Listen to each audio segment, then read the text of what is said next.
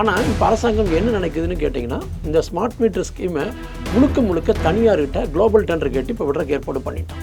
அப்படின்னு சொன்னால் இந்த தெருவில் பூராமே ஸ்மார்ட் மீட்டரை யார் அதானியோ ஜிண்டலோ இல்லை அல்லது ரிலையன்ஸோ யார் டெண்டர் எடுக்கிறாங்களோ அவங்க வந்து அந்த மீட்டரை பொருத்திட்டாங்கன்னு சொன்னால் இந்த அளவீடு மற்ற சம்மந்தப்பட்ட விஷயங்கள் புதிய மின் இணைப்பு எல்லாமே. ஸோ மீட்டருடைய காஸ்ட்டு நம்மளுக்கு சிங்கிள் ஃபேஸ் மீட்டருக்கு குறைஞ்சபட்சம் 80லிருந்து 150 ரூபா கூடுதலாக நுகர்வோர் கட்ட வேண்டியது. 3 ஃபேஸ் மீட்டர்னால் 150லிருந்து 250 வரைக்கும் கட்ட வேண்டியது. ஸோ இப்போ மாதந்தோறும் வந்துன்னா நீங்கள் இந்த பக்கம் கட்டணை குறைச்சிட்டு இந்த வாடகையை 7 ஆண்டுகளுக்கு இந்த நுகர்வோர் அந்த கம்பெனிக்கு செலுத்த வேண்டியிருக்கும் கரண்ட் பில்லோட சேர்த்து. அந்த 3000 ரூபா மீட்ரு நான் கட்டணம் கட்டி முடிக்கும் போது பார்த்தீங்கன்னா 7000 ரூபா வரும். அதுக்கப்புறம் மறுபடியும் தொடருமா? எல்லா இதில் எடுத்தோம்னு சொன்னால் கிட்டத்தட்ட ஒரு 4.5 லட்சம் காலி பணியிடங்கள் தமிழகத்தில் அரசுடைய ஆசிரியர், மின்சாரம், EB, water board, revenue authorities இப்படி எல்லாம் எடுத்தாவே இருக்குது. இதையெல்லாம் கணக்கு போட்டு வேலை வாய்ப்புகளை தமிழக இளைஞர்கள் கொடுத்தாங்கன்னா ஒரே கான்செப்ட் தான், அது யோசிக்க மாட்டாங்க. 4 லட்சம் காலி பணியிடங்கள், 4 லட்சம் காலி பணியிடங்களில் தமிழகத்தினுடைய இளைஞர்களுக்கு அந்த வேலை வாய்ப்பு கிடைச்சதுன்னு சொன்னால் 4 லட்சம் குடும்பங்கள் அப்படி ஒரு பார்ட் இருக்குது. எனக்கு தெரிஞ்சு இப்போது போராடினதுக்கப்புறம் மின்சார வாரியத்தில் ஒரு 1800 ஐடி படித்த கள உதவியாளர் இருக்குன்னு சொல்லியிருக்காங்க. 23,000 காலி பணியிடங்கள் கள உதவியாளர், 1800 பேர் எடுத்து என்ன பண்ண போகிறோம்?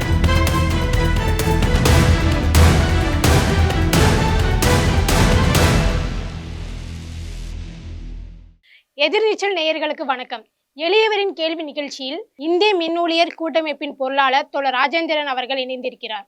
தோழர் வணக்கம். தோழர், ஃபர்ஸ்ட் ஸ்மார்ட் மீட்டர்னா என்ன தோழர்? அதாவது நவீன தொழில்நுட்பத்தினுடைய ஒரு வளர்ச்சி, எல்லாமே ஸ்மார்ட்டாக இருக்கணும்னு ஆளுகின்ற அரசுகள் நினைக்குது. தனியார் மையப்படத்தினுடைய ஒரு அங்கம் தான் இந்த மாதிரி ஸ்மார்ட் அப்படிங்கிற வார்த்தையை இந்திய அரசாங்கம் பயன்படுத்திகிட்டு இருக்கு. அதனுடைய ஒரு அம்சம்தான் நகரங்களை மேலும் நகரமயமாக்குவதற்கு ஸ்மார்ட் சிட்டி அப்படிங்கிற பேரில் நவீனப்படுத்துகின்ற ஏற்பாடு. அதே மாதிரி தான் மின்சாரத்துறையிலையும் ஸ்மார்ட் மீட்டரை பொருத்துவதுங்கிறது நவீன தொழில்நுட்பத்தினுடைய ஒரு ஏற்பாடாக இன்றைக்கி அமலாகிருக்கு. அதுதான் ஸ்மார்ட் அப்படிங்கிற முறையில் ஸ்மார்ட் மீட்டரி. சாதாரணமாக நம்ம ஒருத்தரை பார்த்துட்டு ஸ்மார்ட்டாக இருக்குது அப்படின்னு சொன்னால் அவங்க 60 வயசில் ஸ்மார்ட்டாக இருக்கும்போது ஒரு இளமையாக இருக்கக்கூடிய விஷயம். ஸோ அந்த மாதிரி தான் ஸ்மார்ட் என்பதை அரசாங்கம் எப்படி நடக்குதுன்னா தனியார் மையத்தை கொண்டு செல்வதற்காக இந்த ஸ்மார்ட் அப்படிங்கிற வார்த்தையை பயன்படுத்துது என்பதை தான் நாங்கள் பார்க்குறோம். ஸ்மார்ட் மீட்டர் திட்டம் வந்துச்சுன்னா நல்லது தானே தோழர் பொதுமக்களுக்கு? அதுக்கு ஏன் நீங்கள் எதிர்ப்பு தெரிவிக்கிறீங்க? கேள்வி நல்ல கேள்வி தான். இப்போ நவீன தொழில்நுட்பம் வருகின்ற பொழுது நம்ம சாதாரண டயல் பண்ண ஃபோனிலிருந்து இன்றைக்கி ஸ்மார்ட் ஃபோன் கையில் வச்சுட்ருக்குறோம். ஸோ அது நல்லது தான், பொதுமக்கள் மத்தியில் நல்லதுன்னு வரும். பட் இந்த ஸ்மார்ட் மீட்டர் எதுக்காக வருது அப்படிங்கிற விஷயத்த நம்ம பார்க்க வேண்டியிருக்கு.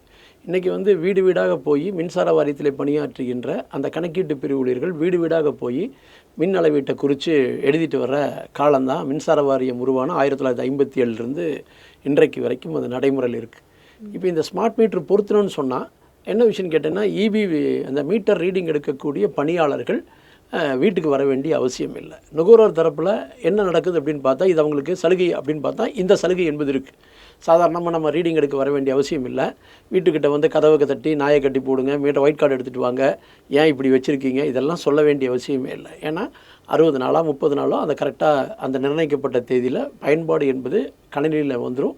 கணினியில் வந்ததுக்கப்புறம் அவங்களுக்கு அடுத்த நிமிஷம் மெசேஜ் போயிடும். ஸோ 20 நாளில் அந்த நுகர்வோர் பணம் கட்டலாம். இது நுகர்வோர் சைடு இருக்கக்கூடிய லாபம் அப்படின்னா இது மட்டும்தான். பட் இந்த பக்கம் பார்த்தீங்கன்னு சொன்னால் தமிழகத்தில் இருக்கக்கூடிய பொதுவாகவே இந்தியாவில் இருக்கக்கூடிய அதிக படித்த இளைஞர்கள் இருக்கக்கூடிய நாடு இந்தியா. இப்போ வேலை வாய்ப்புகள் என்பது இந்த திட்டத்தால் பாதிக்கப்படுதுன்னா பாதிக்கப்படுது. இப்போ உதாரணத்துக்கு தமிழ்நாட்டில் அப்படி வந்துன்னு சொன்னால் கிட்டத்தட்ட 7460 பேருக்கு மேலே இந்த மின் கணக்கீடு பணியை செய்கின்ற ஊழியர்கள் இருக்கிறாங்க. இப்போ இந்த ஸ்மார்ட் மீட்டர் பொருத்திட்டோன்னு சொன்னால் இந்த 7400 பேருக்கான வேலை இழப்பு என்பது வேலை இழப்பு ஒன்று எப்படி வரும்னு கேட்டிங்கன்னா, இப்போவே எங்களுக்கு வேக்கன்சி 4500 வேக்கன்சிக்கு மேலே காலி பணியிடங்கள் இருக்குது. ஸோ இந்த இப்போ 7500 போஸ்ட்டும் நிரப்ப வேண்டிய அவசியம் என்பது இல்லை. அப்படி இல்லைன்னு சொன்னால் தமிழகத்தில் படித்த இளைஞர்களுக்கான அரசு துறை வேலை வாய்ப்பு என்பது இதில் போகும் என்பதுதான் எங்களுடைய முதல் எதிர்ப்பு. ரெண்டாவது என்னென்னு கேட்டிங்கன்னா, அரசாங்கமே இந்த ஸ்மார்ட் மீட்டரை எங்ககிட்ட கொடுத்துடலாம்.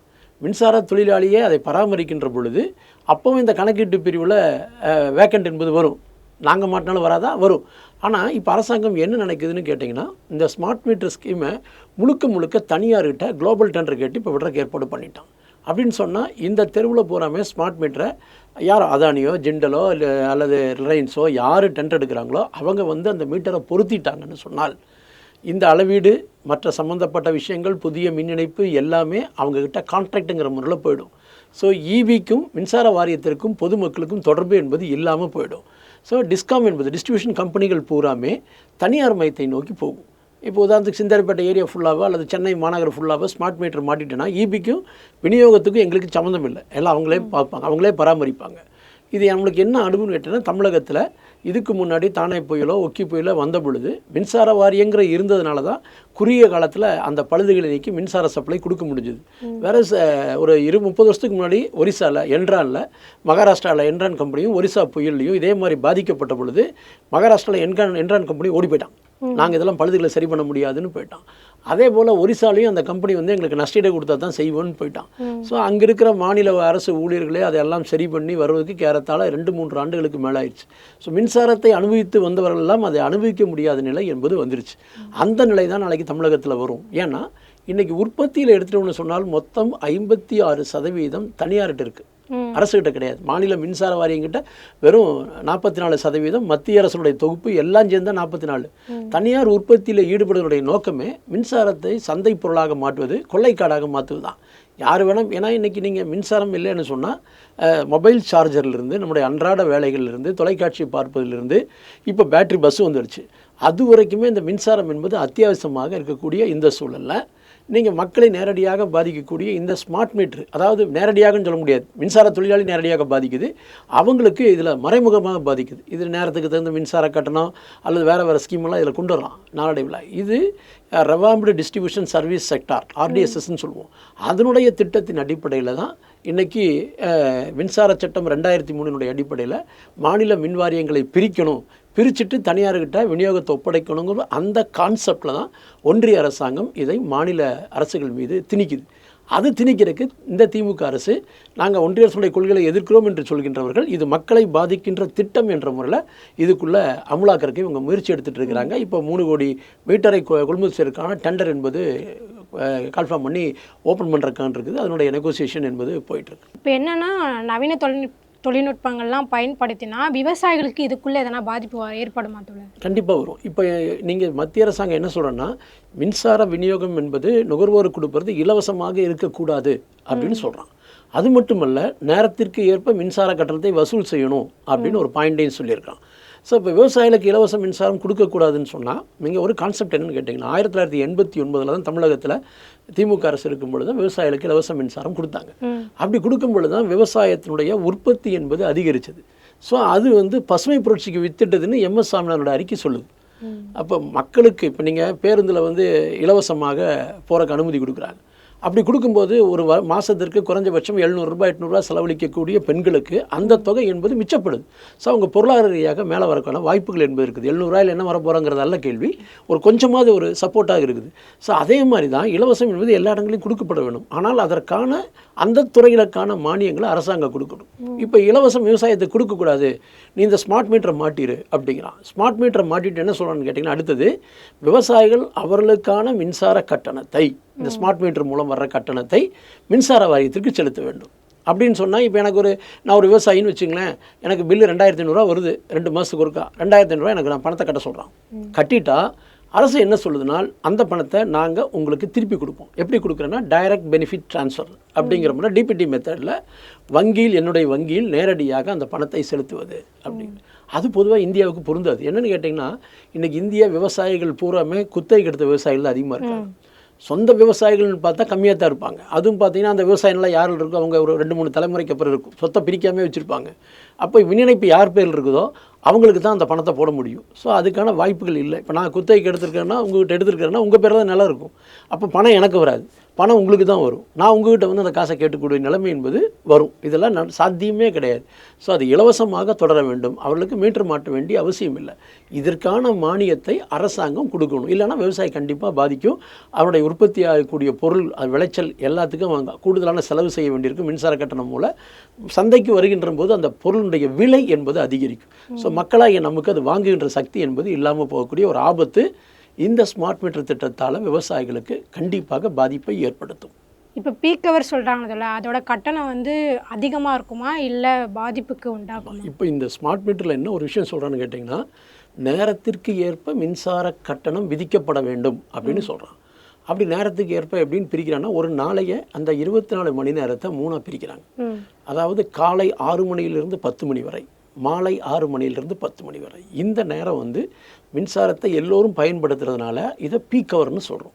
ஸோ இப்போ காலையில் 6 மணிக்கு பார்த்தீங்கன்னா வீட்டில் இருந்து வேலைக்கு போகணும், குழந்தைங்க காலேஜ் போவாங்க, மற்றதுக்கெல்லாம் போது மின்சார தேவை என்பது இருக்கும். நீங்கள் மிக்ஸி கிரைண்டர் எல்லாம் ஓடும், வாஷிங் மிஷின் ஓடும், ஏசி ஒர்க் ஆகலாம் காலையில், அல்லது பம்ப் மோட்டரை ஏற்றலாம், இதெல்லாம் வரும். ஈவினிங் அதே ப்ராசஸ் என்பது இருக்கும். அடிஷ்னல் டிவி இருக்குன்னு வச்சுங்களேன். இப்போ இந்த நேரத்தில் பொதுமக்கள் அதிகமாக மின்சாரத்தை பயன்படுவாங்க. இந்த நேரத்தில் மின்சாரத்தை பயன்படுத்தும் பொழுது கூடுதலாக 25% கட்டணம் வசூல் செய்யப்பட வேண்டும் அப்படிங்கிற 5 ரூபா அப்படின்னு சொன்னால் கூடுதலாக 25%. அதே மாதிரி ஆஃப் பீக்குன்னு சொல்கிறான். இது வந்து பீக் ஹவர், காலை 6 to 10, மாலை 6 to 10 பீக். ஆஃப் பீக்குங்கிறது காலை 5 மணிலிருந்து 6 மணி வரைக்கும் 1 hour, பகல் 10 மணியிலிருந்து மாலை 6 மணி வரைக்கும். ஸோ இந்த 9 மணி நேரத்துக்கு ஆஃப் பீக்குன்னு சொல்கிறான். 15% கட்டணம். இந்த நேரத்தில் பார்த்திங்கன்னா அலுவலகத்தில் இருக்கிறவங்க வேலை செய்யணும், மற்ற எல்லா ஃபேக்ட்ரி எல்லாமே ஓடும். இந்த நேரத்தில் மின்சாரத்தை பயன்படுத்தினா 15%, 5 ரூபானா இன்ட்டு 15% கூடுதலாக பொதுமக்கள் கட்ட வேணும். அப்போ ஒரு யூனிட் 5 ரூபானா அந்த கரண்ட்டை நான் எப்போ பயன்படுத்த முடியும் அப்படின்னு வரும்பொழுது இரவு 10 மணியிலிருந்து காலை 5 மணி வரைக்கும் 5 ரூபா கரண்ட்டு. அப்போ நார்மல் கரண்ட்டு 5 ரூபான்னு வரும்பொழுது உங்களுக்கு என்னன்னு கேட்டிங்கன்னா உங்கள் வாழ்வியல் முறையே மாறும். உதாரணத்துக்கு இன்றைக்கி ஒரு வீட்டில் ஒரு மாவு அரைக்கணும்னு சொன்னால் கூட சாயந்தரம் 6 to 10 அரைக்க மாட்டாங்க. இந்த நேரத்தில் அரைச்சோம்னா கரண்ட் பில் ஏறும். அப்போ எப்போ அரைக்கணும்? எல்லோரும் 10 மணி ஆகட்டும்னு பார்த்துட்டு இருப்பாங்க. 10 மணிக்கு மேலே கிரைண்டர் ஓடும், 10 மணிக்கு மேலே மோட்டர் ஓடும், 10 மணிக்கு மேலே டிவி வைப்பாங்க. இது வந்து நம்முடைய அன்றாட வாழ்க்கையில் இது சாத்தியமற்ற ஒரு நடவடிக்கையாக மாறும். பொதுமக்களுக்கு மின்சார கட்டணம் என்பது உயர்கின்ற வாய்ப்பு இந்த பீக் ஹவர் சார்ஜஸ்னால் கண்டிப்பாக வர வாய்ப்பு இருக்குது. ஸோ இது மக்களை பாதிக்கின்ற திட்டம். ஆனால் ஒன்றிய அரசாங்கம் இதில் ஏன் இதை அமுல்படுத்துகிறான்னா மின்சாரத்தினுடைய பயன்பாட்டில் இன்றைக்கி பெரும் முதலாளிகள் அந்த விநியோகத்தில் ஈடுபடுறதுனால அவங்களுடைய தேவையை கணக்கில் கொண்டு தான் அரசாங்கம் இந்த திட்டங்களை கொண்டு வர்றான். நீங்கள் நாடு சுதந்திரம் அடைந்த பொழுது மின்சார வாரியங்கள் மாநில அரசுடைய கட்டுப்பாட்டில் இருக்க வேண்டும் என்று அன்னைக்கு முடிவு பண்ணாங்க. ஸோ அன்னைக்கு ஏன் முடிவு பண்ணாங்கன்னா ஒவ்வொரு மாநிலமும் அதனுடைய தொழில் வளர்ச்சிக்கு ஏற்ப மின்சாரத்தை உற்பத்தி செய்யணும் அப்படின்னு கொண்டு வந்தாங்க. இது எல்லாமே இன்றைக்கி ஒரு ஒரு மோசமான நடவடிக்கைக்கு போயிடுச்சு. இந்த திட்டத்தில் நுகர்வோரை தேர்ந்தெடுக்கின்ற உரிமை கூட அந்த கம்பெனிக்காரனுக்கு கொடுக்குறான். இப்போ இந்த வீதியில் பார்த்தீங்கன்னா நீங்கள் ஒரு 1000 யூனிட் யூஸ் பண்ணால் உங்களுக்கு கரண்ட் கொடுப்பான். பக்கத்தில் நான் ஒரு சின்ன கடை வச்சுருப்பேன், நான் 100 யூனிட் யூஸ் பண்ணேன்னா எனக்கு அவன் கரண்ட் கொடுக்க வேண்டிய அவசியமே இல்லை. அந்த கரண்ட்டை அதிக பயன்படுத்துகிற கொடுப்பான். ஸோ அப்போ நான் ஆட்டோமேட்டிக்காக என்னுடைய தொழில் முடங்கும், நான் இங்கே வாழ முடியாது, அல்லது நான் இங்கேருந்து குடியிருந்தால் இருக்க முடியாது. நான் மின்சாரம் எங்கே கிடைக்குதோ, நான் கிராமப்புறங்களை நோக்கி நான் மீண்டும் எப்போ கிராமங்களெல்லாம் நகரத்தை நோக்கி வந்ததோ இப்போ திரும்பவும் இந்த வாழ்வியை நான் தொலைச்சிட்டு திரும்பவும் நான் நகரத்துக்கு போகக்கூடிய ஒரு சூழல் என்பது எதிர்காலத்தில் இதில் உருவாகிறதுக்கான வாய்ப்பு என்பது இருக்குது. மின்வாரியத்தை வந்து இப்போ பல கூறுகளாக பிரிப்பதன் நோக்கம் என்ன தோழர்? தான் நீங்கள் சுதந்திரம் அடைஞ்ச பொழுது அம்பேத்கர் சொன்னார். ஏன் வந்து அம்பேத்கர்கிட்ட ஒரு கேள்வி வச்சாங்க. அவர் தான் இந்தியாவுடைய முதல் மின்சாரத்துறை அமைச்சர். மற்ற ரயில்வே, தொலைபேசி இதெல்லாம் இருக்கிற மாதிரி சென்ட்ரல் கவர்மெண்ட் கண்ட்ரோல்லே மின்சாரத்தை கொண்டு வாங்க அப்படின்னு சொல்லும் பொழுது அம்பேத்கர் சொன்ன விஷயம் என்ன, இது மாநில அரசுடைய கட்டுப்பாட்டில் இருந்துச்சுன்னு சொன்னால் தொழில் வளர்ச்சிக்கு ஏற்ப அரசாங்கம் உற்பத்தி செய்யுன்னு சொன்னாங்க. அப்போ பார்த்தீங்கன்னா 5 ஆண்டு திட்டங்கள் போட்டாங்க. 5 ஆண்டு திட்டங்களில் எந்தெந்த மாநிலத்தில் தேவைகள் இருக்குது, எப்படி உற்பத்தி பண்ண முடியும் அப்படின்னு கணக்கு போட்டில் தான் நம்ம ஊரில் வந்த வடசென்னையும் மேட்டூரும் தூத்துக்குடியும் அதே போல் குந்தா ஜென்ரேஷனும். நீங்கள் சுதந்திரத்துக்கு முன்பு வெள்ளைக்காரன் பயன்படுத்தினது ட்ரம் வண்டிகளுக்கும் டீ காபி தோட்டங்களில் தேயிலை தோட்டங்களுக்கு பயன்படுத்தலாம் மின்சாரத்தை. அதெல்லாம் சும்மா 1147 மெகாவாட் தான். பட் இன்றைக்கி இந்தியாவினுடைய இப்போ தமிழகத்தினுடைய தேவை எடுத்தோம்னு சொன்னால் 20,600 மெகாவாட். இது எல்லாமே இந்த 5 ஆண்டு திட்டங்கள் மூலம் ஒன்றிய அரசு நிதி கொடுத்து உருவாக்கப்பட்டதான் இன்றைக்கி இவ்வளோ நம்மளோட இன்ஃப்ராஸ்ட்ரக்சர் வச்சுருக்கோம். ஆனால் அரசாங்கம் இதில் தனியார் எப்போ நீங்கள் வந்து 1990 உலக மையத்தினுடைய தாக்குதல் ஆரம்பித்ததோ 91 அமலாக ஆரம்பிச்சது. நரசிம்மராவ் பிரதமராக இருக்கும் பொழுது அமலாக ஆரம்பித்தது.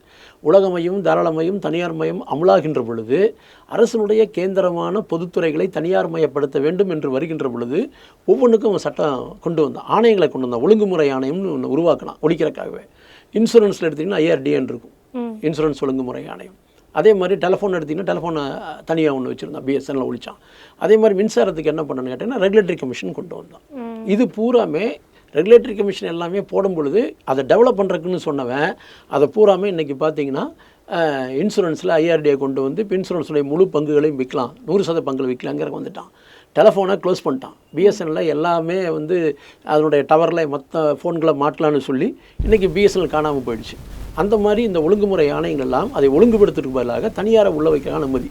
இப்போ இந்த மின்சார சட்டம் 2003 பிஜேபி அரசாங்கத்தால் நிறைவேற்றி வருகின்ற பொழுது அவங்க இந்த மாநில மின்வாரியங்களை ஒன்றாக இருந்த மின்வாரியங்களை முதல்ல உற்பத்தி, விநியோகம், கடத்தல் அப்படின்னு 3ஆக பிரித்தாங்க. Transmission corporation, generation corporation, distribution corporation, இப்படி 3ஆக பிரிக்கணும். நாங்கள் இந்தியாவிலே அப்படி பிரித்த முதல் மாநிலம் ஆந்திரா தான். சந்திரபாபு நாயுடு ஹைடெக் சிஎம் அவர் பண்ண வேலை தான் ஃபஸ்ட் ஆரம்பித்தார். AP GENCO, AP DISCO, AP டிரான்ஸ்கோன்னு ஆந்திர பிரதேசத்தை பிரித்தார். ஸோ அதை ஒட்டி இங்கே 2008 தமிழக அரசு அன்னைக்கு திமுக அரசு ஒரு ஆர்டர் போட்டாங்க.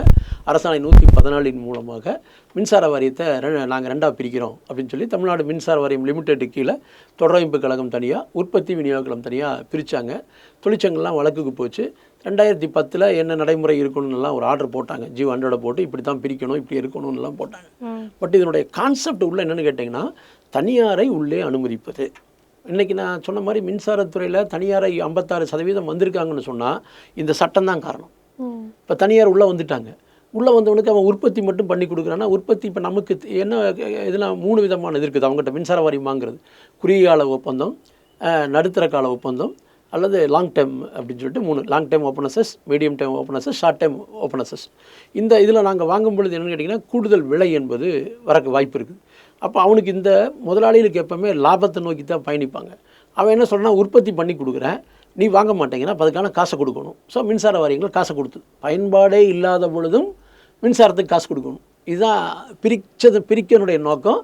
அப்போ என்னாச்சுன்னு கேட்டிங்கன்னா, நீ இதை செய்யாத, தனித்தனி கம்பெனி ஆக்குன்ற பொழுது இந்த பிரச்சனைக்கு இடம் இருக்காது. ஒன்றா இருந்தால் தானே கடன் ஒட்டுத்தமாக வரும். நீ தனித்தனியாக துண்டு துண்டாக்கும் போது தான் விநியோகத்துக்குள்ளே ஆள் வர முடியும். இப்போ நீங்கள் உதாரணத்துக்கு இப்போ என்ன நடந்ததுன்னா, பஞ்சாபில் சண்டிகர் என்ற பகுதியில் மின்சார விநியோகம் செய்யக்கூடிய ஏரியா உற்பத்தி கிடையாது. அவங்க வெளியில் 4 ரூபா 50 பைசாவுக்கு வாங்குறாங்க, வாங்கி தான் விநியோகம் பண்ணுறாங்க. ஆனால் நல்ல லாபம். 1784 கோடி மதிப்பு இருக்கக்கூடிய அந்த டிரான்ஸ்ஃபார்மர், மின் இணைப்புகள் எல்லாம் சேர்ந்து அவ்வளோ விலை இருக்குது. ஆனால் இன்றைக்கி ஆர்பிஜி அந்த செல்லுலர் கம்பெனி, ஏர்டெல் கம்பெனிக்காரங்க போய் இன்றைக்கி வெறும் 174 கோடிக்கு அதை வாங்கிட்டாங்க. நோக்கம் என்ன, அங்கே இருக்கிற 900 தொழிலாளர்கள் இப்போ 500 தொழிலாளிகள் தான் இருந்தாங்க. அவங்களே விஆர்எஸ் அனுப்பிச்சு இப்போ முழுக்க கான்ட்ராக்ட் கேஷுவல் அவுட் சோர்சிங் முறையில் சண்டிகர் நிறுவனம், அது ஒரு யூனியன் பிரதேசம், அவங்க இப்போ முழுக்க தனியார்கிட்ட போயாச்சு. இப்போ அந்த மாநில மக்கள் மின்சார விநியோகத்தை யாரை நம்பி இருக்காங்கன்னா, இந்த ஆர்பிஜி செல்வரை நம்பி இருக்கிறாங்க. ஸோ இந்த நிலைமை இந்தியா முழுவதும் வரணும். பிஜேபி அரசாங்கம் இதை ஏன் பண்ணுதுன்னா, மோடியினுடைய நண்பர் அதானி எல்லா துறையிலையும் கால் பறிச்சார். மின்சாரத்துறையிலையும் அதானி எனர்ஜி கார்பரேஷன் கம்பெனியை உருவாக்கிட்டார். ஸோ அந்த நெட்வொர்க்குக்கு இவர் முழு சப்போர்ட் பண்ணுறதுனால தான் இந்தியா முழுவதுமே அதானி கையில் மின்சாரம் இருக்கணும். இப்போ பார்த்தீங்கன்னு சொன்னால் சோலாரில் எடுத்திங்கன்னா நம்பர் 1 அதானி, அவர் தான் பண்ணுறாரு. இப்போ பாண்டிச்சேரி கூட ஒரு பிரச்சனையில் இருக்குது. அதானி எங்கள் பேரே ரிஜிஸ்டர் பண்ணுறார் விநியோகத்துக்கு வாங்குறேன்னு சொல்லி, கோர்ட்டில் வழக்கு இருக்குது. இப்போ எல்லாம் இது பிரிக்கிறதுடைய நோக்கமே இந்த அதானி வகைராக்களுக்கு, அது முகேஷ் அம்பானி ஆகட்டும், ஜிண்டால் ஆகட்டும், இல்லை எவ்வளோ பெரிய முதலாளிகளுக்காகட்டும் இது கொடுக்கணும் என்று இந்திய அரசாங்கம், மோடி அரசாங்கம், பிஜேபி அரசாங்கம் அது நினைக்கிறதுனுடைய விளைவு தான். இதையே தனியாக பிரித்து கூறு போட்டு தனித்தனியாக பண்ணிட்டோன்னு சொன்னால் ஈஸியாக கொடுக்க முடியும். எப்படி கொடுக்க முடியும்? இப்போ உதாரணத்துக்கு தமிழ்நாடு மின்சார வாரியம் பிரிச்சிட்டோம். உற்பத்தி தனியாக பிரிச்சாச்சு. அதான் அனல் உற்பத்தி தனியாக, பசுமை மின்சார உற்பத்தி தனியாக, விநியோகம் தனியாக, தொடரமைப்பு கழகம் தனியாக அப்படி இருக்குது. இப்போ விநியோகம் பார்த்திங்கன்னா, விநியோக கழகத்துக்கு மின்சாரத்தை இங்கேருந்தெல்லாம் வாங்கி கொடுக்கணும். உதாரணத்துக்கு தமிழ்நாட்டில் மின்சாரம் அனல் மின்சாரங்கள் மூலம் உற்பத்தி ஆகிறது 1 யூனிட் 3 ரூபா 50 பைசா, காற்றலையில் 3 ரூபா 50 பைசா. இப்படி எல்லாம் வரும் பொழுது இந்த மின்சாரத்தை வாங்கி விநியோகம் செய்து அரசனுடைய சலுகைகளை மக்களுக்கு கொடுக்கின்ற பொழுது மின்சாரத்துறைக்கு நஷ்டம் ஏற்படுது. அரசாங்கம் அதுக்கு மானியம் தருது. இனி என்னான்னு கேட்டிங்கன்னா, இந்த நிறுவனங்களை தனித்தனியாக பிரிஞ்சதுமே எல்லாமே லாபத்தை காட்டணும். அப்போது உற்பத்தி செலவு 6 ரூபாய்க்கு போகும் பொழுது இங்கே மின்சார வாரிய விநியோக நிறுவனம் இது 6 ரூபாய்க்கு வாங்கிச்சுனால் அது 6 ரூபா 50 பைசா கொடுத்தா தான் இந்த நிறுவனம் குறைஞ்சபட்சம் ஊழியர்களுக்கு சம்பளம், சலுகைகள், மற்ற விஷயங்கள் செய்ய முடியும். இது செய்யக்கூடாமல் திவாலாகணும். அது திவாலாகும் பொழுது தான் இந்த ஸ்மார்ட் மீட்டர் மூலமாக வரக்கூடிய கம்பெனிகளே முழு விநியோகத்தை எடுத்துக்கொள்ள வேண்டும் என்பதுதான் அரசாங்கத்தினுடைய, ஒன்றிய அரசாங்கத்துடைய நோக்கம். அதனால தான் இதை கூறுகளாக பிரிக்கணும்னு சொல்லும் பொழுது இந்தியாவில் கேரளா அண்ட் இமாச்சல பிரதேஷ் 2 பேரும் மட்டும் நாங்கள் பிரிக்க முடியாதுன்னு சொல்லி கேரளா ஸ்டேட் எலக்ட்ரிசிட்டி போர்டு லிமிட்டெடுன்னு மட்டும் சேர்த்து அவங்க முடிச்சிட்டாங்க. மற்ற எல்லா கம்பெனிகளும் பிரித்து இந்தியா முழுக்கக்கூடிய மாநிலங்களில் எல்லாருமே பிரிக்க ஆரம்பிச்சிட்டாங்க. சமீபத்தில் உத்தரப்பிரதேசம் அவங்கள பார்த்திங்கன்னா வாரணாசிங்கிற பகுதியிலையும், இந்த பக்கம் இருக்கக்கூடிய விதாபுரங்கிற இடத்துல 2 இடத்துலையும் இந்த பிரிக்கப்பட்ட டிஸ்காம் கம்பெனிகளை அதானிகிட்ட கொடுக்குறக்கான ஏற்பாடு, தனியார் முதலாளிகிட்ட கொடுக்குறக்கான ஏற்பாடு, மறைமுக ஏற்பாடு நடந்த பொழுது ஊழியருடைய போராட்டத்தால் அது தக்க வைக்கப்பட்டிருக்குது. ஸோ இதில் மிகப்பெரிய ஆபத்து என்னென்னு சொன்னால் கம்பெனிகளை பிரிப்பதனுடைய நோக்கமே தனியார் மயப்படுத்துவது தான், தனியாரை உள்ளே அனுமதிப்பு தான். இந்த கான்செப்டை நாம் நுகர்வோர்கள் ஆகிய நாம் புரிந்து கொள்ளணும். இது ஏதோ இபி தொழிலாளியை எதிர்க்கிற மாதிரி அல்ல. இபி என்பது பொதுத்துறையாக இருந்த காரணத்தால் இப்போ நீங்கள் போக்குவரத்து பொது செயலானா இலவசம் பெண்களுக்கு கிடச்சிருக்காது. ஸோ இலவசமாக வரக்கூடிய நல்ல பல திட்டங்களை நாம் பயன்படுத்த வேண்டும் என்று சொன்னால் இது மின்சாரத்துறை பொதுத்துறையாக இருக்கணும், அது பிரிக்கப்படாமல் இருக்கும். இதுதான் அதில் இருக்கக்கூடிய விஷயம். இப்போ ஸ்மார்ட் மீட்டர் வந்து பொருந்திய பின்பு மாதந்தோறும் வசூலிக்கப்படும் சொல்லிட்டு சொன்னாங்க மின்துறை அமைச்சர். அதை பற்றி அதாவது இப்போது திமுக அரசு ஆட்சிக்கு வருகின்ற பொழுது மின்சார கட்டணத்தை நாங்கள் மாதந்தோறும் வசூல் செய்வோம் அப்படின்னு சொன்னாங்க. இப்போ என்ன சொல்கிறான்னு கேட்டிங்கன்னா மாதந்தோறும்னா ஏற்கனவே இருக்கிற நடைமுறையில் எனக்கு 2 மாதத்துக்கு ஒருக்கா 2000 ரூபா வருதுன்னா இனிமேல் மாதம் 1000 ரூபா அப்படிங்கிற முறையில் கட்டலாங்கிற மாதிரி தான் அதனுடைய திட்டம் இருந்தது. ஆனால் அந்த திட்டத்தை அமுல்படுத்துவதற்கு பதிலாக ஏன் அமுல்படுத்த முடியாது அப்படின்னு சொன்னால் நான் சொன்ன கான்செப்டில் இருக்கக்கூடிய ரீடிங் எடுக்கிறதுக்கு அதிகப்படியான பணியாளர்கள் தேவை. ஸோ அந்த ரெக்ரூட்மெண்ட் எடுக்கும் பொழுதுனா மின்சார வாரியம் ஏற்கனவே கடனில் இருக்குது, நஷ்டத்தில் இருக்குதுன்னு அரசாங்கம் சொல்லுது. அரசாங்கம் ஒரு ஆர்டர் போட்டிருக்குது. என்ன ஆர்டர் போட்டிருக்குன்னா நஷ்டத்தில் இயங்கும் நிறுவனம், லாஸ் மேக்கிங் கம்பெனி, இந்த கம்பெனி எல்லாமே புதுசாக ஆளிடக்கூடாது, இருக்கிற ஆளை வச்சு பண்ணுங்க அப்படின்னு சொல்லிட்டு இருக்கிற நேரத்தில் தான் திமுக அரசாங்கம் இதை அமுல்படுத்த முடியல. இப்போ என்ன சொல்கிறாங்கன்னா ஸ்மார்ட் மீட்டர் பொருத்திட்டா ஆளே எடுக்க வேண்டிய அவசியமே இல்லை. ஸோ ரீடிங் ஆட்டோமேட்டிக்காக என்ட்ரி ஆயிரும். 30 நாள்னு வந்தால் என்ட்ரி ஆயிரும். நாங்கள் மாதாந்திர கட்டணத்துக்கு கொண்டு வருவோம் அப்படின்னு சொல்கிறாங்க. அப்படி வந்தால் கட்டணம் குறையுமானா வாய்ப்பே கிடையாது. ஏன்னு கேட்டிங்கன்னா ஒரு டாரிஃப் என்பது கொடுத்துட்டான். நீங்கள் 100 யூனிட் வரைக்கும் 2 ரூபா, 100 யூனிட்டுக்கு மேலே 3000 ரூபா, அதுக்கு மேலே 4000 ரூபா அப்படின்னு கொடுக்கின்ற பொழுது இதில் சரிபாகுதி நமக்கு வந்து 2 மாதந்தோறும் வரும்னா வராது. இந்த கட்டணம் என்பது மாறுபடும். அதாவது 2000 ரூபா கட்டணவன் இப்போ 1000 ரூபா தான் கட்ட வேண்டியிருந்துச்சுன்னா நுகர்வோருக்கு அந்த மாதாந்திர கட்டணம் பலனளிக்கக்கூடியது. ஆனால் 2000 ரூபா மாதம் கட்டுறவங்களுக்கு, 2 மாதத்துக்கு 2000 ரூபா கட்டுறவங்களுக்கு மாதந்தோறும் 1300 ரூபா வந்தால் அது எப்படி அவங்களுக்கு நுகர்வோருக்கு லாபம் இருக்கும்? நிச்சயமாக ஞாபகம் இருக்காது. ஸோ இது வந்து மக்களை ஏமாற்றுகின்ற நடவடிக்கை என்பதுதான் எங்களுடைய குற்றச்சாட்டு. ஸ்மார்ட் மீட்டர் வந்து இவர்கள் லாபம் சம்பாதிப்பதற்காக கொண்டு வரக்காக மக்களை ஏமாற்றுகின்ற அந்த பேச்சு தான் அமைச்சரோட பேச்சு. ஸ்மார்ட் மீட்டர் 3 கோடி சர்வீஸ் இருக்குது தமிழ்நாட்டில். 3 கோடியே 42 லட்சம் சர்வீஸ் இருக்குது. இதுக்கு எல்லாம் நாங்கள் மீட்டர் மாட்டிட்டோம். நீங்கள் யோசிச்சு பாருங்கள். இந்த மீட்டருக்குள்ள ஒரு விஷயம் என்னென்னா, நல்ல கேள்வி இந்த கேள்வி. ஏன்னா ஒரு மீட்டரோட காஸ்ட் என்பது 3000 ரூபா தான் வருது. ஆனால் 7000 ரூபா ஃபிக்ஸ் பண்ணுறான். 7000 ரூபா ஃபிக்ஸ் பண்ணி மாதந்தோறும் மீட்டர் வாடகையாக நுகர்வோர் செலுத்த வேண்டும்னு அந்த சரத்து சொல்லுது. ஒன்றிய அரசாங்கம் என்ன சொல்கிறான்னா, இப்போது நீ வாடகையாக வசூல் பண்ணாத வேறு வடிவத்தில் வாங்கு அப்படின்னு சொன்னால் அது ஒரு சர்சார்ஜுன்னு போட்டு வாங்க போகிறோம் எப்படியோ. ஸோ மீட்டருடைய காஸ்ட்டு நம்மளுக்கு சிங்கிள் ஃபேஸ் மீட்டருக்கு குறைஞ்சபட்சம் 80லிருந்து 150 ரூபா கூடுதலாக நுகர்வோர் கட்ட வேண்டியிருக்கும். 3 ஃபேஸ் மீட்டர்னால் 150லிருந்து 250 வரைக்கும் கட்ட வேண்டியிருக்கும். ஸோ இப்போ மாதந்தோறும் வந்துன்னா நீங்கள் இந்த பக்கம் கட்டணம் குறைச்சிட்டு இந்த வாடகையை 7 ஆண்டுகளுக்கு இந்த நுகர்வோர் அந்த கம்பெனிக்கு செலுத்த வேண்டியிருக்கும் கரண்ட் பில்லோடு சேர்த்து. அந்த 3000 ரூபா மீட்ரு நான் கட்டணம் கட்டி முடிக்கும்போது பார்த்தீங்கன்னா 7000 ரூபா வரும். அதுக்கப்புறம் மறுபடியும் தொடரும் அந்த மீட்ரு 7 ஆண்டுகளுக்கு தான், மறுபடியும் வேறு மீட்ரு போடுவான்.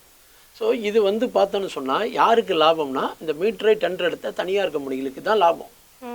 இதில் அரசாங்கத்துக்கு ஒன்றுமே கிடையாது. அப்போ ஏன் இதில் அரசாங்கம் அவ்வளோ அக்கறை எடுத்துக்கணும்னு பார்த்தா அந்த தனியார் பெருமுதலாளிகளை வாழ வைப்பதற்கு. ஸோ மீட்டர் காசு அவனுக்கு போகுது. அப்போ எதுக்கு நீங்கள் அதை பண்ணுறீங்க? இங்கே தான் நாங்கள் என்ன சொல்கிறோன்னா, இது இப்படி இந்த தனியார்கிட்ட ஸ்மார்ட் மீட்டர் மாட்டிக்கின்ற பொழுது டோடெக்ஸ் முறைங்கிறோம், total operational and expenditure method.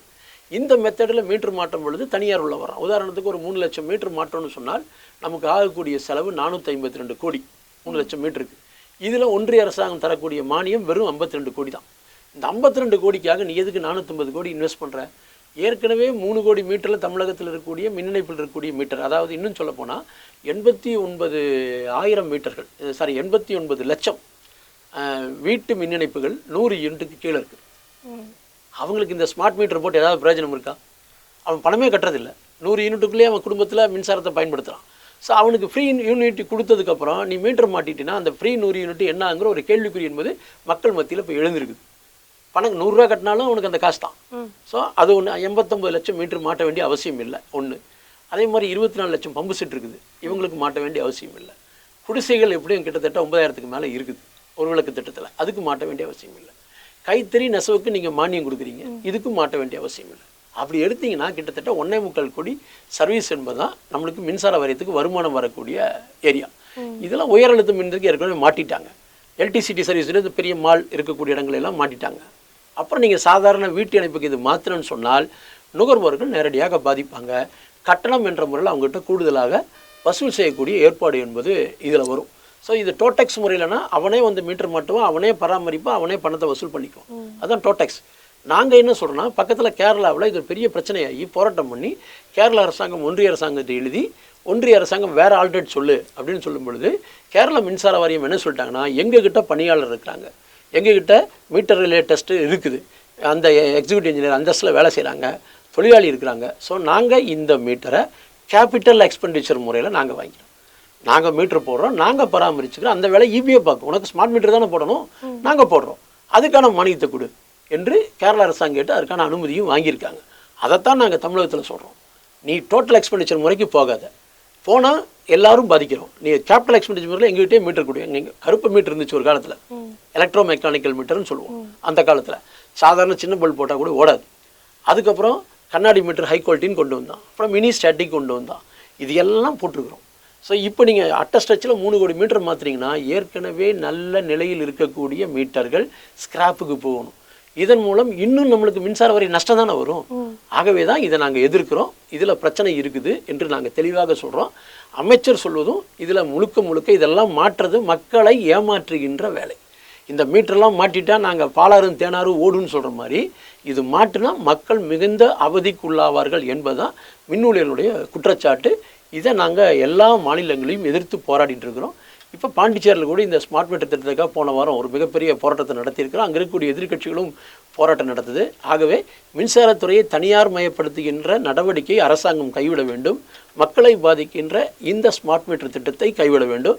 வேலை வாய்ப்புகள் பறிவாகக்கூடிய இந்த வாய்ப்புகள் இருக்கிறதுனால மின்சார வாரியங்களை மேலும் துண்டாக்கக்கூடாது என்பதுதான் மின்சார வாரிய ஊழியருடைய நிலைப்பாடு. இப்போ தமிழ்நாடு மின்சார வாரியத்தில் வந்து 60,000 காலி பணியிடங்கள் இருக்குது. அது நிரப்பத்துக்கு வாய்ப்பு இருக்கா? இல்லை, இப்போ இருக்கிற அரசாங்கத்தினுடைய சூழ்நிலையில் தமிழ்நாட்டில் அரசு துறையில் காலிப்பணிகள் நிரப்புவது என்பதே மிகப்பெரிய கேள்விக்குறியாக இருக்குது. ஒரு போராட்டமாக இருக்குது. தொழிற்சங்க போராட்டம் எல்லா இடத்துலையும் அரசு ஊழியர்களாகட்டும் சரி, ஆசிரியர்களாகட்டும் சரி, எல்லாமே கான்ட்ராக்ட் கேஷுவல் அவுட் சோர்சிங் முறைக்கு தான் விரும்புகிறாங்க. ஏன் அப்படி போகிறாங்க அப்படின்னு பார்த்தீங்கன்னு சொன்னால், அரசு துறையில் பணி நியமனம் என்பதே ஒரு மிகப்பெரிய சவாலான விஷயமா இருக்குது. ஒன்று, அந்த காலத்துலலாம் பார்த்தா கல்யாணம் பண்ணி கொடுக்கும்போது மாப்பிள்ளை எங்கே வேலை செய்கிறாருன்னா அரசு துறையில் வேலை செய்கிறாம்பாங்க. எதுக்குன்னு கேட்டால் அவருக்கு ஏதாவது ஒன்று ஆச்சுன்னா மனைவிக்கு வேலை கிடைக்கும், இல்லை அவர் ரிட்டையர்ட் ஆனால் கூட பென்ஷன் இருக்கும், குடும்பம் நல்லா இருக்கும் அப்படின்னு நினைப்பாங்க. ஆனால் இப்போ அது அப்படியே இல்லை. 1/4/2003 அப்புறம் பழைய பென்ஷன் திட்டத்தை கைவிட்டு புதிய பென்ஷன் திட்டத்துக்கு வந்ததுக்கப்புறம் அரசு துறையும் தனியார் துறையும் ஒரே மாதிரி தான் நிலைமை இருக்குது. அரசாங்கம் என்ன நினைக்குதுன்னா, ஒரு ஊழியரை நிரந்தரப்படுத்தணும்னு சொன்னால் அவர்களுக்கு ஆண்டுயிர் கொடுக்கணும், போனஸ் கொடுக்கணும், சரண்டர் காசு கொடுக்கணும், ப்ரமோஷன் கொடுக்கணும், பல சலுகைகள் கொடுக்கணும். இதெல்லாம் வருகின்ற பொழுது ஒரு தொழிலாளி 30 வருஷம் வேலை செஞ்சாங்கன்னா அவன் ஓய்வு பெறுகின்ற பொழுது 1 லட்சம் ரூபா பேசிக் வரும். ஸோ இதெல்லாம் தேவையே கிடையாது. மாறாக இதெல்லாம் அவுட் சோர்சிங் முறையில் விட்டுருவோம் அப்படின்னு சொன்னால் அதுக்கான மேன் பவர் சப்ளை ஏஜென்ட்டுகளை வச்சுருக்காங்க. ஒரு 100 பேர் இந்த ஆஃபீஸில் வேணும், டைப் படிக்கிறதுக்கு வேணும், கம்ப்யூட்டர் பார்க்கறதுக்கு வேணும், இப்படி செய்யறதுக்கு வேணும்னு சொன்னால் படித்த இளைஞர்கள் வேலை கிடைக்காமல் ரெடியாக இருக்கிறாங்க. அவங்களுடைய உழைப்பை சுரண்டுகின்ற வகையில் அவங்க சாதாரணமாக அந்த இடத்துக்கு பதவிக்கு 25 ரூபா வேலை கொடுக்கணும். ஆனால் இப்போ அரசாங்கம் என்ன பண்ணுதுன்னா, இதெல்லாம் 7,000 8,000 அந்த சலுகைலாம் கொடுக்காமல் இருக்க வேணும்னு சொன்னால் நான் ஒரு 10,000 ரூபா கொடுத்துட்றேன். ஸோ அந்த கான்ட்ராக்டர் 10,000 எடுத்துகிட்டு இவங்களுக்கு 8,000 கொடுப்பான், 2,000 அவங்க எடுத்துக்குவான்.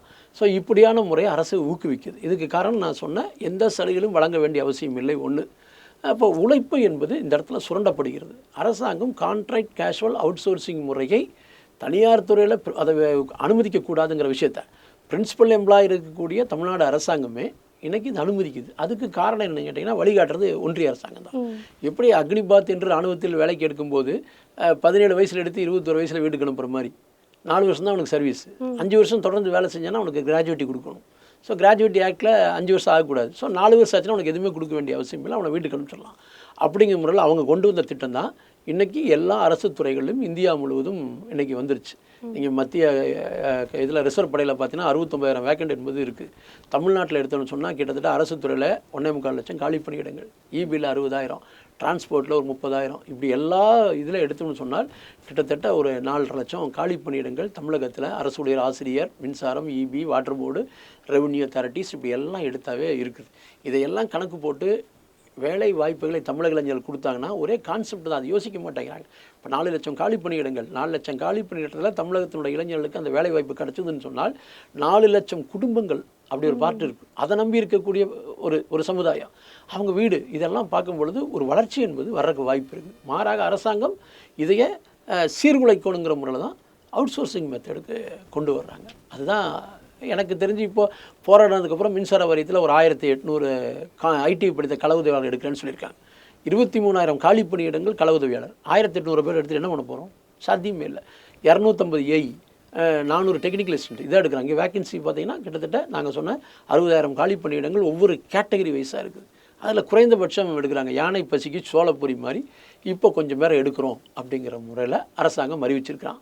அது எந்த விதத்துலையும் பொருத்தம் இல்லை. 2 விஷயத்த ஒரு அரசாங்கம் என்ன சொன்னால் அவை சொன்ன மாதிரி தான். வரப்புயிர நீர் உயிரும், நீர் உயிர நெல் உயிரும், நெல் உயிர குடியுயிரும், குடியுயிர கோன் உயர்வான். இங்கே கோன் உயர்வாரோ இல்லைன்னு தெரியாது. மக்கள் பூரா ரொம்ப இதில் தான் இருக்கிறாங்க. அரசர்கள், ஆண்டுகின்ற அரசர்கள், ஆளுகின்ற அரசியல்வாதிகள், அமைச்சர் பெருமக்கள், முதல்வர்கள், பிரதமர் உட்பட எல்லாரும் சுபிட்சமாக தான் இருக்கிறாங்க. மக்கள் தான் கீழே போயிட்டே இருக்கிறாங்க என்பதான் இதில் சொல்ல வேண்டியிருக்கு. ஆட்கள் பற்றாக்குறையினால மின்வாரியத்துறை பாதிக்கிறதா தோழர்? கண்டிப்பாக. எங்களுக்கு பார்த்தீங்கன்னா மக்களுக்கு நீங்கள் சென்னை போல் சிட்டிலலாம் ஒரு நிமிஷம் பவர் ஆஃப் ஆச்சுன்னா இபி மேலே கோவம் வரும். என்னடா கரண்ட் ஆஃப் பண்ணிட்டாங்கன்னு வரும். பட் நாங்கள் ஆஃப் பண்ணுறது கிடையாது. இப்போ நம்ம இன்றைக்கி சென்னையில் பொறுத்திங்கன்னா மேக்ஸிமம் ஏசி இல்லாமல் யாரும் இருக்க மாட்டாங்க. ஸோ அவங்க அனுமதி வாங்கினது எங்ககிட்ட 2 கிலோவாட்டுன்னு வாங்கியிருப்பாங்க வீட்டுக்குள்ளே லைட்டு இதெல்லாம் போடும்போது. பட் 2 ஏசி 3 ஏசி போடும்போது எங்களுக்கு தெரியாது. நாங்கள் அதுக்கு தகுந்த மாதிரி தான் டிரான்ஸ்ஃபார்மரில் லோடு கணக்கு போட்டு இந்த ஏரியாவுக்கு 100 கேவி இருக்கட்டும், இந்த ஏரியாவுக்கு 200 கேவி இருக்கட்டும் அப்படின்னு அந்த டிரான்ஸ்ஃபார்மரை வச்சுருப்போம். ஸோ இது லோடு அதிகம் போது டிரான்ஸ்ஃபார்மரில் ஃபீஸ் போகும். டிரான்ஸ்ஃபார்மரில் ஃபீஸ் போச்சுன்னு சொன்னால் சம்மந்தப்பட்ட அந்த ஏரியாவில் இருக்கிற நுகர்வோர்கள் இபி ஆஃபீஸில் சொன்னால் அங்கேருந்து பணியாளர்கள் அதை பார்த்து வெரிஃபை பண்ணி போடுறதுக்கு குறைஞ்சபட்சம் ஒரு 1/2 மணி நேரம் ஆகும். ஆஃபீஸ் பக்கத்தில் இருந்தால் ஒரு 15 நிமிஷம் தகவல் தெரிஞ்சினாலும் அந்த மாதிரி தான் முடியும். ஆனால் இதுக்கு வர்றதுக்கு ஆட்கள் கிடையாது. இருக்கிற ஒவ்வொரு ஆஃபீஸ்லையும் போய் பார்த்தா இந்த வேலை செய்யக்கூடிய கள உதவியாளர்கள் 23,000, கம்பியாளர்கள் இவ்வளவு காலி இடம் 7,000 பேர், கிட்டத்தட்ட அடிமட்ட பதவிகள் கணக்கு போட்டாவே 42,000 காலி. ஸோ இது நீங்கள் அரசாங்கத்தினுடைய ஒரு அம்சம் என்னன்னு திட்டத்தினுடைய அம்சம் என்னன்னு கேட்டிங்கன்னா, மக்களுக்கு ஒரு துறையின் மீது வெறுப்பு வருகின்ற பொழுது தனியார் மயம் போனால் நல்லாயிருக்கும் அப்படிங்கிற அந்த சிந்தனையை ஊட்டுகின்ற ஏற்பாடு தான் இது. அது அரசாங்கம் பக்காவாக பிளான் பண்ணி செய்கிறாங்க. கார்ப்பரேட் அரசு மாதிரியே இந்த அரசும் செயல்படுகிறது. நீங்கள் மின்தடையை உடனே நீக்கணும். இங்கே தலைமையகத்தில் பார்த்தீங்கன்னா 130 பேர் உட்கார வச்சுருக்காங்க. எதுக்கு? எனக்கு வீட்டுக்கு ஃபீஸ் போச்சுன்னா அந்த நம்பருக்கு கூப்பிட்டு சொல்லி பதிவு பண்ணி சொல்கிறதுக்கு 130 பேர். ஆனால் களத்தில் வேலை செய்கிறதுக்கு ஒரு ஆள் தான் இருக்கிறான். ஒவ்வொரு செக்ஷன்லேயும் எங்களுக்கு டிரான்ஸ்ஃபார்மர் எண்ணிக்கை சர்வீஸ்னு பார்த்தா 18,000க்கு மேலே சர்வீஸ் இருக்கும். 18,000லேருந்து 25,000. இந்த 25,000 சர்வீஸை யார் பார்ப்பான்னா 55 வயசான எல்லை இருப்பார், ரிட்டையர்ட் ஆகிற ஸ்டேஜில் இருப்பார், அவர் பார்ப்பார். ஒரு நாளைக்கு எத்தனை கம்பம் ஏற முடியும்? இன்றைக்கி இருக்கிற சூழலில் ஒரு 5 கம்பம் ஏறினாவி மேலே வேலை செய்யவே டயர்டாகிடுவாங்க மனுஷங்க. உணவு முறைகள், பழக்க வழக்கங்கள் எல்லாம் ஒரு பக்கம் இருக்குன்னு வச்சுங்க. கூட ஆளும் கிடையாது, ஒர்க் ப்ரெஷர்.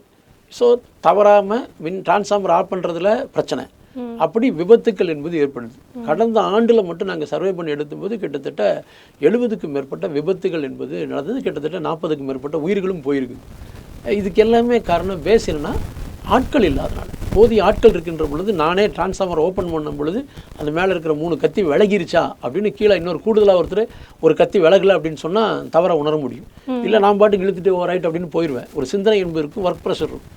அந்த மாதிரி வருகின்ற பொழுது விபத்துக்கள் வருவதற்கான வாய்ப்புகள் அதிகமாக இருக்குது. இதுக்கான காரணமே என்னென்னா பற்றாக்குறை, ஆட்கள் பற்றாக்குறை. 2, நுகர்வோருக்கு தடையில்லாத மின்சாரத்தை உரிய காலத்தில் அந்த தடைகளை நிவர்த்தி செய்து கொடுக்க முடியாமை. அதனால் மின் நுகர்வோர்களுக்கு மின்சார வாரியத்தின் மீது கோபம், ஆள் இல்லைங்கிறத அவங்க புரிஞ்சிக்க மாட்டேங்கிறாங்க. அதனால தான் அந்த தனியார் மையத்துக்கு போனால் பரவாயில்ல, எப்போ வேணால் உடனே வந்துடுவான், மொபைல் மாதிரி நினச்சிட்ருக்காங்க. நீங்கள் ஒரு விஷயம் என்னென்னு கேட்டிங்கன்னா 1947க்கு முன்னாடி பிரிட்டிஷ்காரங்கிட்ட எப்படி அடிமையாக இருந்தோமோ அதுபோல் இது எல்லாம் இந்த துறைகளெல்லாம் இனி அதானிகிட்டையும் வேறு பெரிய ஆளுகிட்டையும் போகின்ற பொழுது தான் நாம் அந்த அடிமை காலத்தை பற்றி உணர்கின்ற நிலை என்பது வரும். நீங்கள் விபத்துக்கள் சொல்லும் போது ஒரு ஞாபகம் வருது. வெயில் காலத்தில் ஓகே, ஆனால் மழை காலத்தில் வரும்போது எப்படி அந்த விஷயத்தை ஃபேஸ் பண்ணுறீங்க? ஆக்சுவலாக எங்களுக்கு பார்த்தீங்கன்னா ஒரு காலத்தில் ப்ரீ மான்சூன் இன்ஸ்பெக்ஷன் சொல்லுவோம். மழை காலத்துக்கு முன்னாடியே நாங்கள் பிளான் பண்ணி ஒரு செக்ஷனில் இருக்கிறவங்களுக்கு இந்த 15 நாளுக்குள்ளே இந்த ஏரியாவில் எந்த வேலையும் செய்யக்கூடாது, மெயின்டெனன்ஸ் பார்த்துக்கணும், கம்பி தொங்கிட்டு இருக்குதா அதை இழுத்துக்கட்டு, டேமேஜ் ஆன கம்பியை மாற்றணும், எந்தெந்த ஏரியாவில் 20 வருஷத்துக்கு மேலே கம்பி போகுது அந்த கம்பியெல்லாம் கட்டி புதிய கம்பி மாற்றணும். இந்த வேலைகளெல்லாம் ஒரு காலத்தில் செஞ்சுட்டு இருந்தோம். இப்போது அன்றாட வேலைகளை செய்வதற்கே ஆட்கள் இல்லை. புதிய மின்னிணைப்புகள், மின்னிணைப்பு ஏற்பட்ட பிரச்சனை, இடம் மாற்றம் செய்ய வேண்டியது, அதுக்கே நேரம் சரியாக இருக்குது. ஸோ இந்த மெயின்டெனன்ஸ் என்பதே கிடையாது. இப்போ சமீபத்தில் ஏற்பட்ட இடங்கள் எல்லாமே ஒரு நல்ல மழை பெய்யுது அப்படிங்கும் பொழுது இந்த கம்பி மழையிலையும் வெயிலையும் நனைஞ்சின்ற பொழுது அதனுடைய தன்மை என்பது குறையும். சாதாரணமாக ஒரு பொருள் வெளியில் காஞ்சிட்டு வெயில் மழையும் மாறி மாறி வருகின்ற பொழுதே அது டேமேஜ் ஆகிறதுக்கு வாய்ப்பு இருக்குது. ஸோ நம்ம போட்டிருக்கிற ஒரு காலத்தில் காப்பரை போடுவோம், காப்பர் ஒன்றுமே ஆகாது. ஆனால் காப்பரை திருடிட்டு போகிறாங்கனால தான் அலுமினியம் போட்டாங்க. இப்போ அரசாங்கம் என்ன பண்ணுதுன்னா ஏசிஎஸ்ஆர்னு சொல்லுவோம், அலுமினியம் கண்டக்டர் ஸ்டீல் ரவுண்டு, உள்ள ஸ்டீல் இருக்கும், மேலே அலுமினியம் இருக்கும், அப்போ கம்பி கட் ஆகாது. இப்போ அதில் காசை மிச்சப்படுத்துறதுக்காக ஆல் அலுமினியம் கண்டக்டர்னு கொண்டு வந்துட்டான். எல்லாமே வெறும் அலுமினியம். இந்த அலுமினியம் நாளாக நாளாக வெயிலும் மழையும் படுகின்ற பொழுது அது அந்த இடத்துல ஒரு மாதிரி ஃபார்ம் ஆகி ஒரு நேரத்தில் லோடாக வருகின்ற பொழுது அது அதனுடைய தன்மை இழந்து கட்டாயி கீழே விழும். அப்படி கட்டாயி கீழே விழுகின்ற பொழுது டிரான்ஸ்ஃபார்மரில் ஃபீஸ் போகணும், அது போகிறதில்ல. பல இடங்களில் டெய்லண்டாக இருக்கும்போது போகாது. ஸோ இந்த மழை காலத்தில் அப்படி வந்ததுன்னா தான் பல விபத்துகள் ஏற்படுது. மின்சார வாரிய ஊழியர்கள் தான் மழை காலத்தில் அதிகமான விபத்தை சந்திக்கின்ற ஊழியர்களாக மாறுறாங்க. பொதுமக்கள் கூடி போகிற அளவுக்கு அவர்னஸ் வந்துருச்சு, அது கம்பி தொடக்கூடாது பிடிக்கூடாதுன்னு சொல்லும் பொழுது வருது. பட் மின்சார வாரிய ஊழியர்கள் எப்படி மாற்றாங்கன்னு கேட்டேன்னா, இது எங்கேயோ கட்டாகி ஏதோ ஒரு கம்பியில் விழுந்திருக்கும், எங்களுக்கு தெரியாது, நாங்கள் போய் இதை ஆஃப் பண்ணி வேலை ஏறும் பொழுது தான் விபத்துக்குள்ளாகக்கூடிய விஷயமா இருக்குது. ஸோ இது பராமரிக்கிறதுக்கு ஆட்கள் இல்லை. நீங்கள் ஒரு வேலையை நாம் செய்வதற்கு எவ்வளவு பணியாளர்கள் வேணும் என்று அனுபவத்தின் அடிப்படையில் அந்த பணியை செய்யணும்.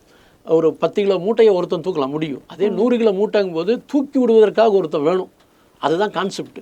ஆனால் அரசாங்கம் அதை எதை பார்க்குன்னா, 10 கிலோ மூட்டையை அவன் தோளில் தான் இப்படி தூக்கிட்டு போகிறான், 100 கிலோ மூட்டை இப்படி தான் தூக்கிட்டு போகிறான், அவன் தூக்கிறதுக்கான சப்போர்ட் வேணுமில்ல, அப்படிங்கிறது அரசாங்கம் மறுக்குது.